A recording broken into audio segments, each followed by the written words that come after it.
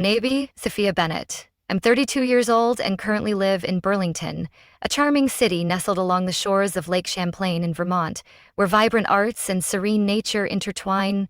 The bustling streets, filled with local cafes and the crisp scent of pine from nearby forests, hum with a quiet energy, a stark contrast to the storm brewing in my family. I work as a lead designer at a media firm specializing in branding and user experience. The job demands precision and finesse, two qualities I've always taken pride in bringing to every part of my life. After nearly 5 years together, Michael Reed and I just got engaged. He's an architect, calm, thoughtful, and grounded. His steady presence is like an anchor, his warm smile a refuge when my world tilts. We met at a sustainability design conference. He was the speaker, commanding the room with quiet confidence. I was sketching ideas from the back row, captivated by his vision. One glance, one folded handout, slipped into my hand with a shy smile, and everything began. A spark that grew into a flame. Our wedding is set for late autumn. We chose a small meadow outside the city, not flashy, not extravagant, but intimate and warm, with golden sunlight filtering through ancient maples. Michael loves open space. I love natural light, the way it dances on the leaves. It's a place that perfectly reflects the quiet, steady love we've built. My family lives in Albany, New York, about a 3-hour drive away. My mother, Catherine, was a former elementary school teacher, strict, rule-bound, and the type who liked to control everything down to the tiniest detail. Her sharp eyes miss nothing, her voice cutting like a blade when crossed. My father, Robert, is quieter, usually avoiding conflict through silence, his presence like a shadow in her storm. And then there's Emily, my younger sister by 4 years, the perennial favorite, her charm a polished mask for every misstep. She used to be our mother's golden child. She studied fashion in Boston but dropped out after 2 years. Since then, it's been a string of short-lived business ventures, from a pop-up boutique to a wellness podcast, each collapsing under her reckless ambition, leaving behind nothing but invoices and excuses. We were never close. I've always been the planner, the one who worked hard, saved every penny, and prepared for the future. Emily is impulsive, idealistic, and convinced the world owes her its stage. Her dreams always grand, but her follow-through non-existent. It's how my mother constantly shields her, enabling every mistake. No matter how many times Emily stirs up trouble, our mom always covers for her. Her excuse is a well-rehearsed script that paints Emily as the victim. So, when our engagement party came around that evening, I didn't expect much from my family. I just hoped for a peaceful night, a chance to set aside all the old cracks and bask in a moment of joy with people who genuinely cared about me. A brief escape from the weight of their expectations.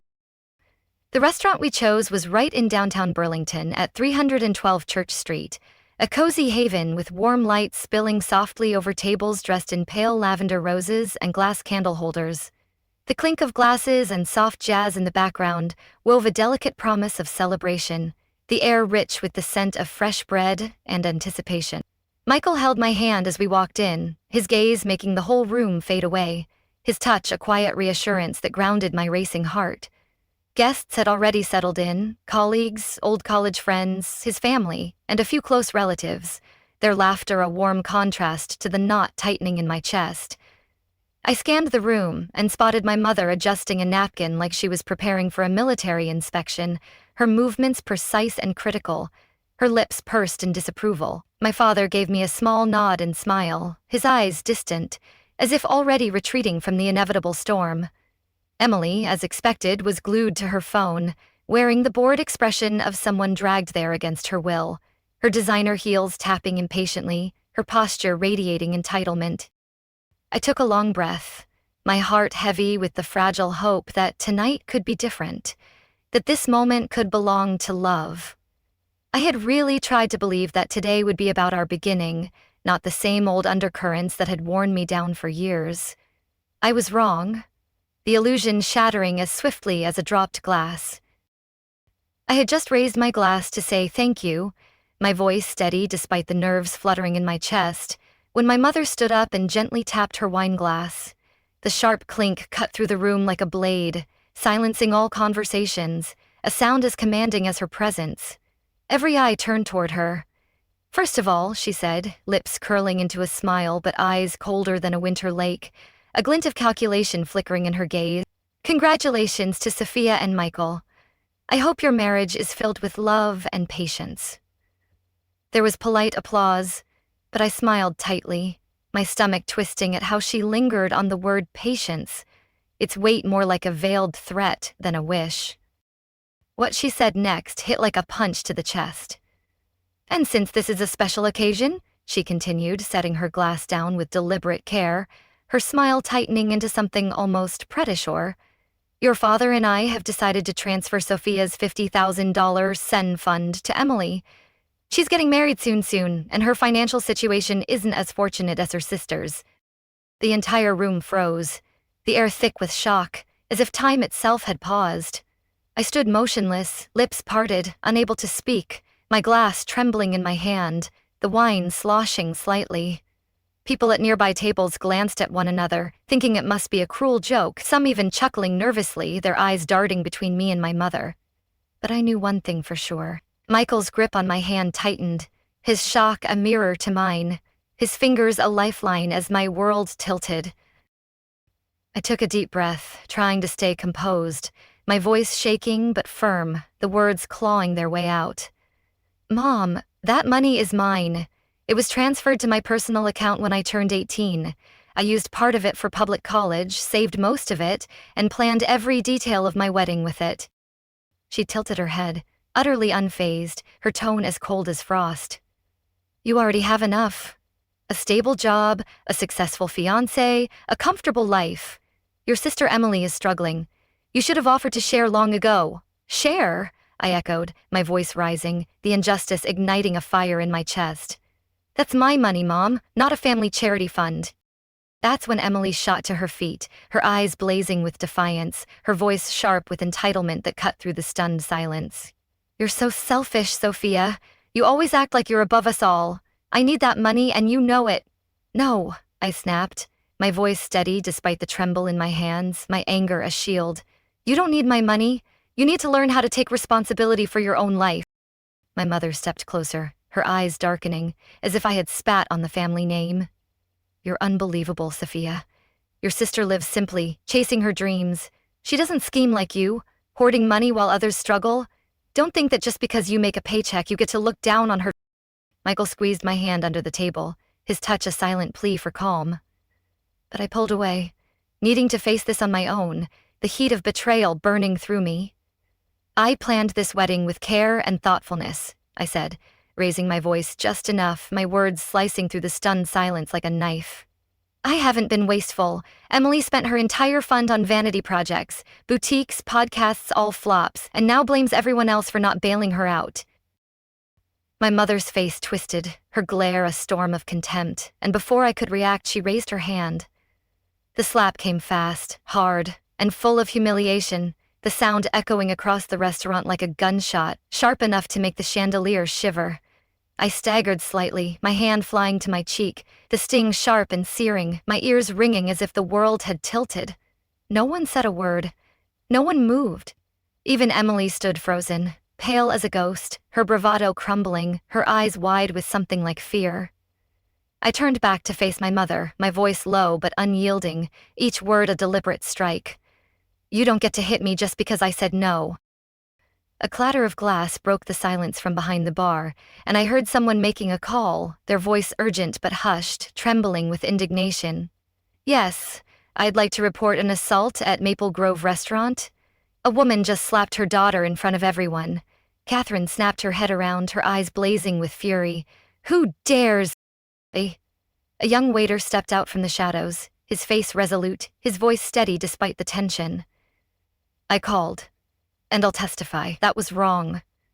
Michael stood, wrapping his arms around me from behind, his voice steady but laced with steel. "We're not going to stay silent about this, Catherine. How dare you speak to me like that?" my mother hissed, venomous. But Michael didn't flinch, his hold on me unwavering. Moments later, red and blue lights flickered outside the windows, casting an eerie glow over the stunned guests, their faces a mix of shock and discomfort. 2 officers entered, spoke briefly with the manager, then approached our table, their presence a grounding force in the chaos. One of them asked gently but firmly, Miss Sophia Bennett, would you like to file a report for what just happened? I nodded, my voice steady now, the fire in my chest a blazing resolve. Yes, I would. My mother turned to leave, her movements sharp and indignant, as if she were above the law. But the officer stepped in front of her, his tone firm. Ma'am, Catherine Bennett, you'll need to come with us. You're being detained for assault. The guests erupted into hushed murmurs, some staring at their plates, others looking directly at me, their eyes wide with shock, a few whispering in disbelief. Emily ran after our mother, shouting, her voice shrill with panic. You're heartless, Sophia. You're tearing this family apart. You did that yourselves, I said softly, my words barely audible but heavy with truth, my silence a wall she couldn't breach. I wasn't backing down, not now, not ever. That entire night, I couldn't sleep. My cheek still burned from the slap, but the real ache was somewhere deeper. A fracture inside me that silence or compromise could no longer repair. A wound that pulsed with every memory of my mother's cold eyes. The next morning, June 2024, I went to the law office at 207 Pearl Street, my resolve hardened like steel, each step toward justice a defiance of the humiliation I'd endured. The woman Michael had recommended was named Laura Peterson, a woman in her early 40s/Latinx, with chestnut hair, thin-rimmed glasses, and an unwavering gaze that inspired confidence. After listening to everything I'd been through, her eyes softening with empathy, Laura said, her voice calm but resolute. You did the right thing by not staying silent, Sophia. We're going to see this through, and they'll answer for this. That very day, we filed a lawsuit against my mother for assault in a public setting, supported by full witness statements and testimony from the restaurant staff, their accounts vivid and unflinching. The case was quickly accepted by the court, as surveillance footage had captured the entire incident, the slap a stark, undeniable truth etched in grainy clarity. 3 weeks later, on July 2, 2024, Catherine Bennett appeared in court at the Chittenden County Courthouse, the room heavy with the weight of unspoken truths. I sat at the plaintiff's bench next to Laura, Michael holding my hand through the entire hearing, his presence a quiet anchor against the storm of emotions swirling inside me. When the judge asked my mother to stand, she never once looked at me, her face a mask of defiance, her chin lifted, as if daring the court to challenge her authority. Her attorney argued that it was an emotional reaction in a family dispute and shouldn't be criminalized, his voice smooth but unconvincing. But when the video played, the slap, the sharp crack reverberating in that elegant dining room, the stunned faces of the guests frozen in time, it said everything that needed to be said, the evidence, a silent condemnation. The judge ruled that public assault is against the law, regardless of family ties, his voice steady and final. My mother was fined $2,500.00, sentenced to 6 months of probation and ordered to complete an 8-week anger management course.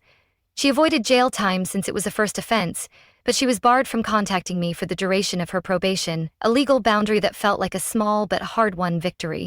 I didn't feel victorious or vindicated, but I did feel lighter, as if I had carved out a space where her control could no longer reach. You okay? Michael asked as we left the courthouse, his voice soft but searching, his hand warm in mine, his eyes scanning my face for cracks.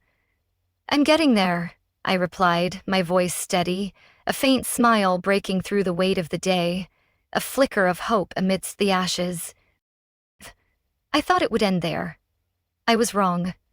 2 weeks later, on July 16, 2024, a thick envelope arrived at my home address at 408 Lakeview Drive, its crisp edges a silent omen. The sender was Carver Stone Law Office, a familiar name since my father had once worked there as an internal accountant.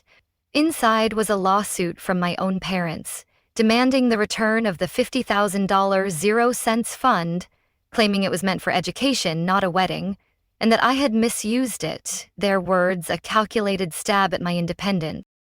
I let out a soft laugh, not out of humor, but helplessness, the audacity of their claim a fresh wound that throbbed with betrayal.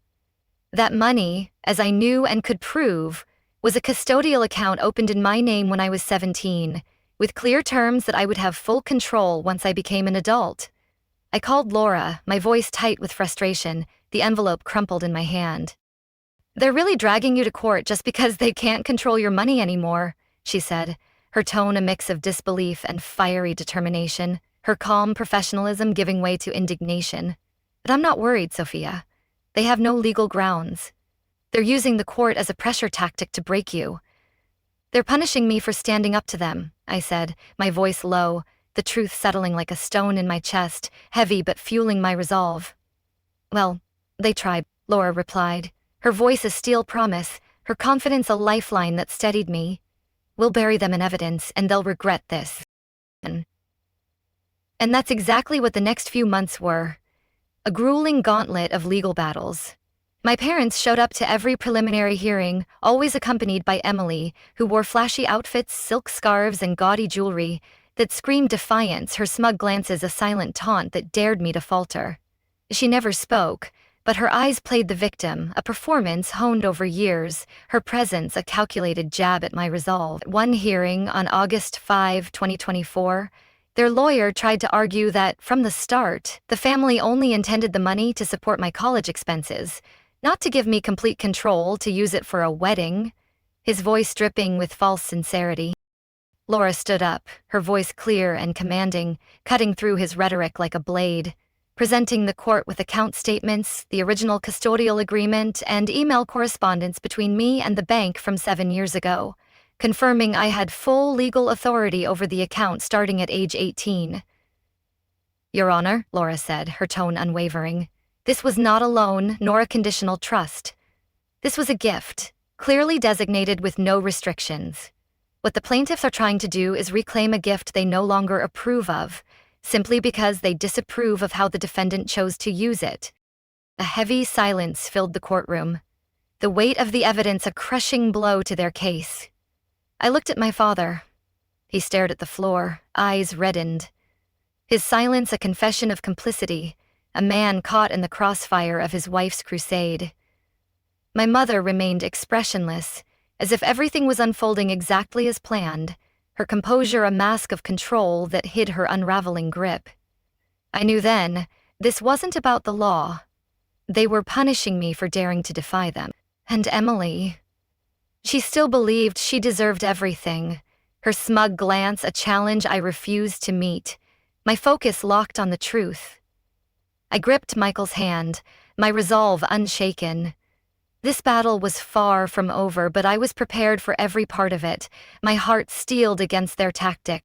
"They're desperate," Laura said after the hearing, her voice low as we walked to the car, her eyes sharp with strategy. "This isn't about winning, it's about making you bend."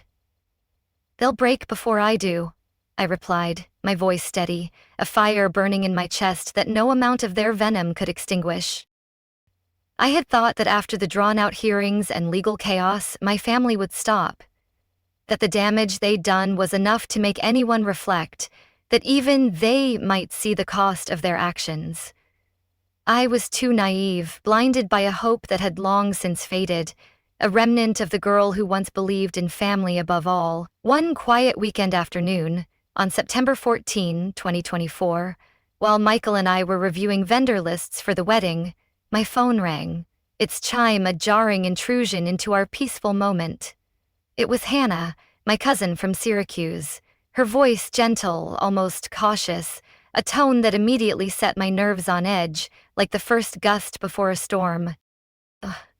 "Sophia, are you okay?" she asked, her hesitation palpable, her words laced with concern that made my stomach twist. I blinked, sensing something was off, my fingers tightening around the phone. "Why wouldn't I be?" "Because word is, you and Michael called off the engagement," she said, her voice dropping to a near whisper, heavy with unease. "Your mom called my mom last week, and now a few of the aunts know. She said Michael caught you with someone else, that you cheated and the wedding was canceled." I nearly dropped the phone, my heart plummeting, the room spinning around me as if the floor had vanished. I asked, my voice sharp, barely concealing the panic rising in my throat. Hannah hesitated, her voice soft but heavy with the weight of betrayal. "Your mom. She's been telling everyone, Sophia." I didn't believe it, but I had to check. Within the next 30 minutes, my phone buzzed relentlessly. 3 more calls and 2 messages from old friends, their voices laced with confusion and pity, each one a fresh wound. One college friend, Lisa, sent a screenshot of an email that looked exactly like my address, stating, "The wedding between Sophia Bennett and Michael Reed has officially been canceled due to personal reasons. We apologize for any disappointment this may cause." I checked my email account. Nothing in the sent folder, no drafts, no unusual login activity, my inbox a sterile void. Someone had created a fake account to impersonate me, the deception as calculated as it was cruel, a knife twisted with precision. Only one name rang clearly in my head: Emily, her smug glances from the courtroom flashing in my mind. When Michael got home, I handed him my phone, my hands trembling with a mix of rage and fear, the screenshots burning in my vision.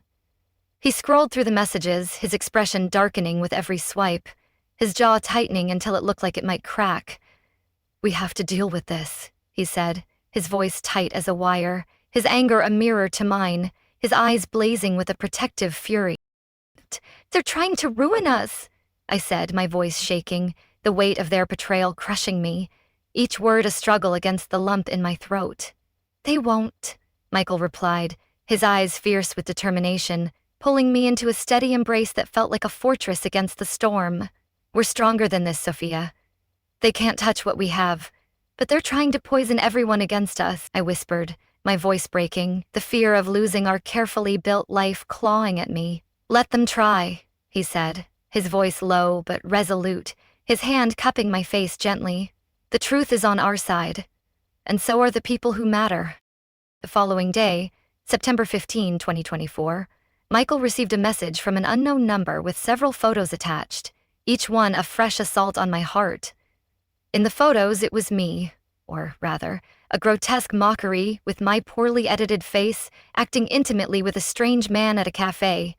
The image clearly fake, the proportions mismatched, the lighting off, the facial expression stiff. It was laughable. A clumsy attempt at sabotage attached with a caption, "Now you know the truth. She doesn't deserve you." Michael handed me the phone without saying a word, his silence heavy but trusting, his eyes searching mine for strength. I looked at the photo, then at him, my heart racing, fear and fury warring within me. He was silent for a few seconds, then quietly said, his voice steady but laced with disdain, "They really think I fall for a cheap Photoshop job like this? They don't know me, and they clearly don't know us." I burst into tears, not out of pain, but because I knew he still chose to believe in me, his faith a beacon in the chaos my family had created, his love a shield against their venom. We immediately reported the fake email to the provider's tech support, contacted our attorney to document the defamation, and hired a digital forensics expert to trace the fake account. Within a week, by September 22, 2024, we confirmed the email had been sent from a device located in Albany, the city where Emily lived, the digital footprint a damning trail. While we had no direct proof of who sent it, every clue pointed to her, the pattern unmistakable, her spite woven into every pixel. Once again, when they couldn't take me down legally, they resorted to their oldest weapons, gossip and manipulation, a desperate attempt to fracture my life and tarnish my name. Michael personally reached out to all our guests, sending a formal letter confirming the wedding was still happening as scheduled, along with an apology for the false information that had recently circulated, his words measured but firm. Most people were supportive, many admitting they had sensed something wasn't right, their kindness a small balm against the wound, their messages of encouragement a reminder of who truly mattered. As for me, I didn't have the energy to be angry anymore. My mind felt numb, the constant assaults wearing me thin, like a stone smoothed by relentless waves. One evening, while we were eating dinner in silence, the clink of forks against plates the only sound, Michael looked up and asked, his voice soft but probing, "Do you think they'll stop, Sophia? Or is this just who they are?" I looked at him, my eyes tired but steady, my voice quiet but resolute. "No, they won't stop. But I don't think they can hurt me the way they used to, because for the first time in my life I no longer fear what they think, what they say, or what stories they try to fabricate. I have you, I have the truth, and I have myself. You're stronger than they'll ever know." he said, his voice warm, his hand reaching for mine across the table, his touch a promise that steadied my heart. Because, I replied, squeezing his hand, the truth anchoring me in the storm, a quiet vow to protect what we'd built. That morning, October 25th, 2025, I woke up to a feeling I hadn't known in a long time. Peace. Fragile, but real, like the first light after a long night.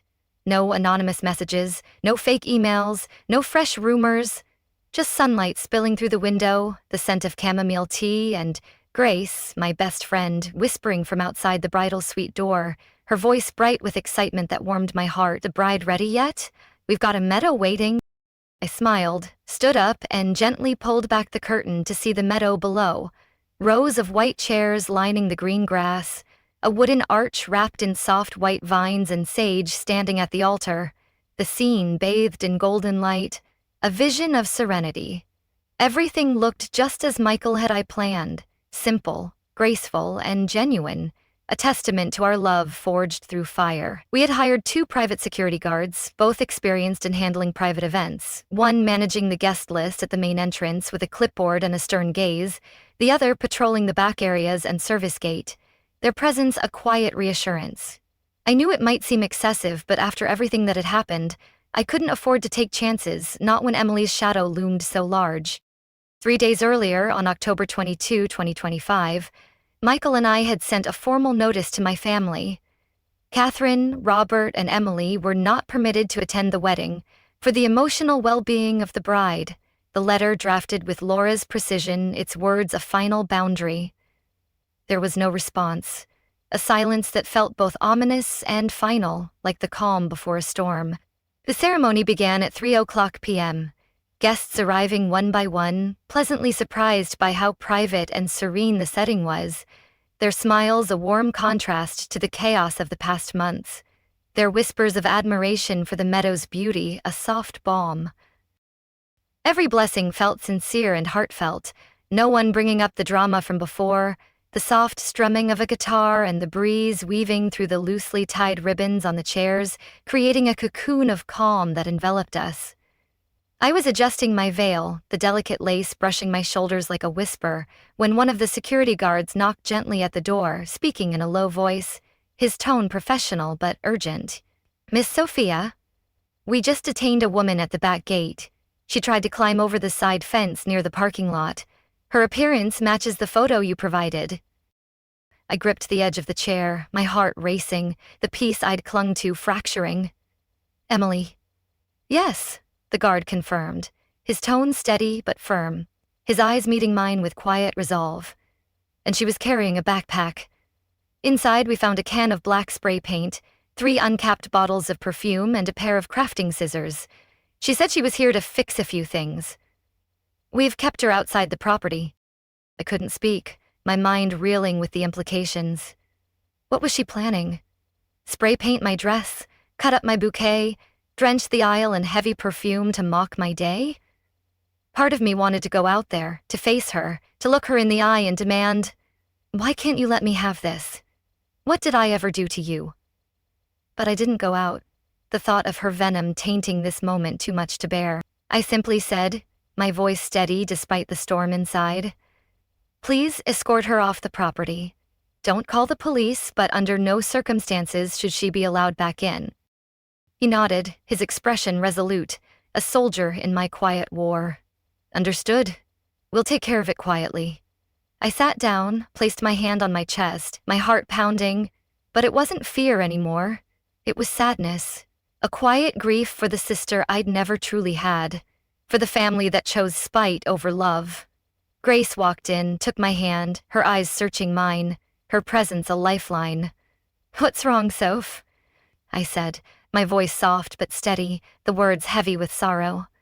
"She had spray paint and scissors with her, Grace. She wanted to ruin today." Grace didn't flinch, just nodded slowly, her grip tightening, her eyes blazing with loyalty. "So, it's really gotten this bad?" "She's unhinged." Then she squeezed my hand firmly, her voice fierce, a warrior's vow. "But today's still your day, and no one, not even your sister, gets to steal that from you. You're marrying Michael, and we're all here for you," thinking her family I'd chosen. As the music began, a soft melody that seemed to carry the meadow's warmth, I walked down the aisle arm in arm with my Uncle Henry, the one who stepped in for my father, his steady presence a quiet game. I felt every loving gaze from the rows of chairs, the people who truly cared here, no one else. Their smiles a chorus of support that drowned out the past. Michael stood beneath the floral arch, his eyes leaning up the moment he saw me, his smile a beacon in the storm, a promise of forever. He didn't need to say anything. I knew he understood exactly what it had taken for me to reach this moment. His love a fortress against the pain. The ceremony unfolded in the soft sunlight, our vows ringing clear among the flowers and breeze, each word a promise forged in the fire of the past year, a testament to our resilience. When the officiant said, "I now pronounce you husband and wife," the meadow erupted in applause, the sound a joyful roar that washed away the shadows. No one mentioned those who weren't there, and they didn't need to. We had chosen who would remain, and they were enough. Their love a tapestry woven with trust. "You made it," Grace whispered as we hugged after the ceremony, her voice thick with emotion, her eyes glistening with pride and relief. "We made it," I corrected, squeezing her hand, my heart full despite the scars, the weight of the past, no match for the joy of this moment. We didn't go far for a honeymoon. After the wedding, Michael and I spent a week at a small lakeside cabin on Lake George, where birds flitted past the porch each morning, the sunset melting over the water like honey, and there wasn't a single bar of cell service. We called it our rumor-free week, a sanctuary from the chaos, where the only sounds were the lapping waves, our quiet laughter, and the crackle of the fireplace at night. No anonymous messages, no fake emails, no waking up with the sense of being watched or bracing for yet another fake social media account. I slept deeply, laughed freely, breathed fully. I loved without defense, each moment with Michael a reclaiming of my peace.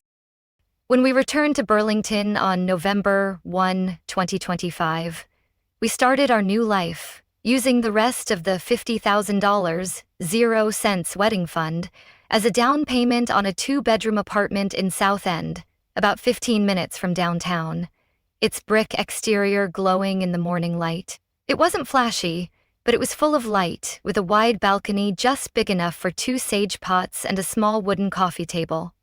Our first home. Not just mine, but ours. A space carved out for our future. I hung our wedding photos in the hallway, their frames catching the morning sun like a promise, and framed Michael's handwritten vows in a piece of oak, setting it above the bed, a daily reminder of our promises, each word a vow etched in my heart.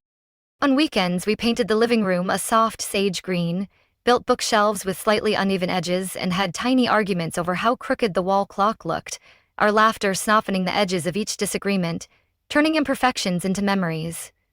Nothing was perfect. Everything was simple. And that's what made me feel free. The weight of my family's expectations finally gone, replaced by the warmth of a life I'd chosen. One early December afternoon, December 5, 2025, I was picking out fabric for curtains, the soft cotton slipping through my fingers when Hannah called, her voice hesitant but urgent, pulling me back to a past I'd tried to leave behind. "Did you hear the news?" I already knew it wouldn't be good, my stomach tightening, a familiar dread creeping in. "What news?" "Emily's getting married next month in Albany," she said, her tone heavy with disapproval. "Aunt Catherine and Uncle Robert are planning everything. I heard they took out a $75,000 0 cents loan from a local bank. The wedding's at the Empire State Plaza Ballroom, live music, imported flowers from Portugal, 6-course dinner, the works." I wasn't surprised. The extravagance a perfect reflection of Emily's need for spectacle, her hunger for attention a mirror to her chaos. And they hired a PR person to improve Emily's image after all those unfortunate misunderstandings, Hannah added, her voice tinged with sarcasm. A shared understanding of Emily's tactics. I let out a soft smile, not out of sarcasm, but because there was nothing left to care about, the ties to that world severed. "Did you get an invite?" Hannah asked, her voice curious but gentle. I shook my head. Though she couldn't see, my voice calm but final. "No, But even if they did invite me, I wouldn't go. That's not my world anymore. Hannah sighed, her voice softening, a quiet acknowledgement of my choice. Over 10 relatives declined, Soph. A few even said straight out they didn't want to attend the wedding of someone who tried to ruin her own sisters. You're not alone in this, I know, I said, my voice steady, the truth settling quietly. I already understood that better than anyone. The support of those who saw the truth a quiet strength. They don't deserve you. I'm starting to believe that, I replied, a small smile breaking through, the weight of her words a reminder of the family I'd found beyond blood. From that day on, I stopped asking or checking in on anything about my family. I didn't block them, didn't delete their numbers, didn't move, but I didn't open any doors either, because I'd learned one thing. Forgiveness is mine to give, but trust has to be rebuilt through actions, and once it's lost, it's hard to earn back. A lesson carved into my soul by their relentless betrayal. That Thanksgiving, November 27, 2025, Michael and I hosted a small dinner at our new apartment at 408 Lakeview Drive. For the people who had stood by us through everything, the air warm with the scent of roasted turkey and candlelight. Grace brought wine, her laughter filling the room like a melody, a sound that felt like home. Hannah showed up with homemade pecan pie, her warm hug a reminder of the family I'd chosen, her presence a quiet vow of loyalty. Uncle Henry, the one who walked me down the aisle, carried a wooden box engraved with the words, "Family isn't who you're born to, it's who shows up." I cried when I opened it, tears of gratitude spilling over as I traced the engraving, the weight of their love overwhelming. Inside was a laminated copy of our marriage certificate, along with a photo of the three of us at the wedding, our smiles bright against the sage backdrop, a moment frozen in joy. I didn't need blood ties. I didn't need a crowd of applause. I just needed people who truly loved me. Real love that didn't come with strings or schemes. One day, while we were repainting the living room door, the scent of fresh paint mingling with the crisp autumn air, Michael asked, his voice soft but searching, "Do you think things could ever get better with your family someday, Soph? Or is this just done?" I paused, looked at him without flinching, my voice steady, my heart clear. Maybe.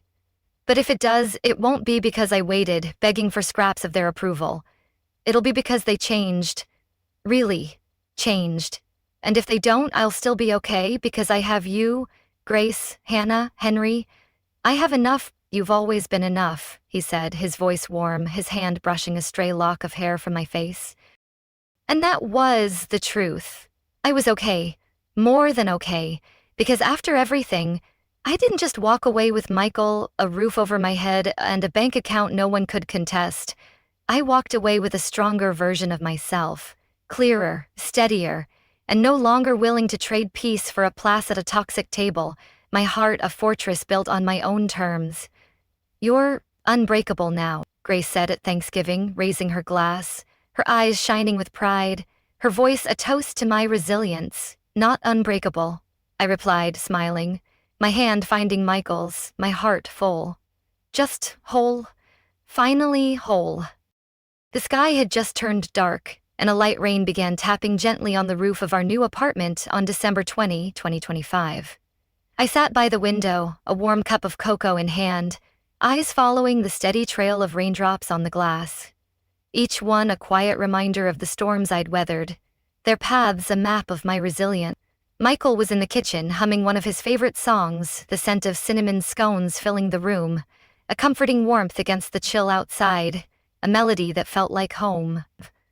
I thought about everything that had happened in the past year, the slap that left my cheek burning but woke me up, shattering the illusion of family duty, the rumors, anonymous letters, fake emails, doctored photos, all the tactics meant to tear me down but never succeeded, each one a failed arrow against my resolve.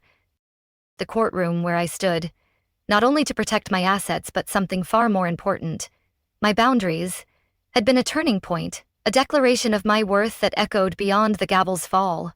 I used to believe that being part of a family meant enduring, sacrificing, staying quiet, because that's blood. But I learned that blood is never a valid excuse for someone to hurt you repeatedly without consequence. A truth that reshaped my world. Michael sat beside me, placing a tray of scones on the table, taking my hand, his touch a quiet promise, his presence a steady light in the darkness. He didn't say anything, just looked at me, calm, steady, warm as always, his eyes a safe harbor. I finally spoke, softly but firmly, my voice a quiet testament to my journey. You know, I used to think that money was just for a wedding, a means to an end. Michael tilted his head, waiting, his eyes gentle but curious, his silence an invitation to share. But it was a test, a boundary, a choice between living to please others or living with self-respect. I continued, my words measured but fierce. I chose myself, Michael. And I'd choose myself again. That $50,000 0 cents fund my parents gave me wasn't just for wedding plans or a down payment. It was a symbol, a tool they tried to use to manipulate, to bargain, to force loyalty, a chain disguised as a gift. And when I chose to protect it legally, it became the key that freed me from the unspoken rule that the eldest daughter must always give, in a liberation that reshaped my soul. I didn't win because I got a husband or a house. I won because I refused to surrender to emotional control disguised as family duty, my victory written in the boundaries I set. Family isn't just who you're born to. It's where you're safe to be who you are, where silence isn't traded for love, where boundaries are honored and feelings aren't dismissed with, "You're overreacting." A truth I now lived by. I lost a lot on this journey. Comfort, shared meals, holiday traditions, the illusion of a family that never truly was. But what I gained was worth far more. A life built on clarity, real love, and mental freedom. A taper steep woven with the threads of my own strength. Someone once asked me, if they apologized, would you forgive them? I thought long and hard. And now I know I can forgive, but forgiveness doesn't mean going back. It means moving forward without carrying someone else's weight, a distinction that set me free. And if they truly change, the door is open, but I won't open it again if what's on the other side is still a storm, my peace too hard one to risk. One late autumn day, November 10, 2025, I was walking alone at the local farmer's market in Burlington, the air rich with the scent of fresh herbs and baked goods, the chatter of vendors a lively hum. An elderly woman was selling small bundles of rosemary tied with twine in brown paper, her hands weathered but gentle. I picked one up and noticed a handwritten sign beside it. Love is freedom, not a leash. I'd bought it not for the fragrance, but for that message. It felt like a letter to the old version of myself. The girl who once believed keeping a family meant losing herself. A girl I'd left behind. That one's special, the woman said, her voice warm, her eyes crinkling with a knowing smile as if she saw the weight I'd carried and shed. It's for those who've found their way. I smiled, clutching the bundle, my heart full. Thank you, I said, my voice soft but steady, the rosemary a quiet talisman of my journey. I had survived courtrooms, sleepless nights, disturbing phone calls, but now I sit here, peaceful and whole. Not because I was lucky, but because I stood up. Because I chose the harder path, the right one. Each step a reclamation of my worth. And if anyone reading this finds themselves in a family full of cracks too deep to mend, I want you to know, setting boundaries isn't a mistake. Protecting your peace doesn't make you selfish. Walking away from pain isn't a sign of ingratitude. Living with integrity doesn't require anyone's approval. What truly matters is knowing your worth and honoring it. A truth I now carry like a light. Sophia's story isn't just a personal journey. It's a powerful reminder for anyone stuck in toxic relationships disguised as family. Blood isn't a reason to stay silent or sacrifice endlessly, not when it's used to chain you. Respect, boundaries, and honesty are the real foundations of kinship, the pillars of true connection. Standing up isn't about fighting your family. It's about protecting your dignity and your right to live by your own truth. A stand that echoes beyond the moment. Sometimes, freedom begins the moment you learn to say no. A single word that can rewrite your life. What do you think of Sophia's decision? Would you have done the same in her place? Share your thoughts below. And don't forget to subscribe to the channel for more powerful emotional stories about family, boundaries, and healing. Sophia's journey from dutiful daughter to empowered individual, unveils the pain of being manipulated by those she loved, yet it radiates the courage to reclaim her autonomy, a beacon for others. Her fight wasn't just about a wedding fund. It was about refusing to be erased, sparked by a public betrayal and fueled by years of unacknowledged sacrifice, a fire that burned away the chains of expectation. Many know the sting of being used, yet rise to forge their own path, their scars a testament to their strength. If you've fought for your worth or set boundaries against toxicity, your story matters, a thread in the tapestry of resilience. Share it below, or with a trusted friend. Your voice can inspire others, building a community where empathy heals and truth prevails. What's your journey? Speak it, we're listening.